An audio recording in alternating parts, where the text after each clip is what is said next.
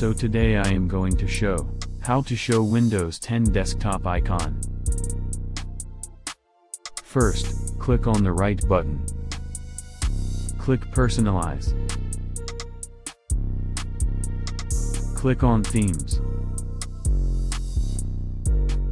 Now click on the desktop icon setting.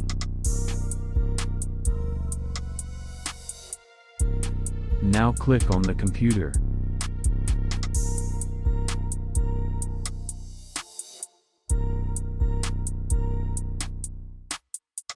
Now click on the Apply.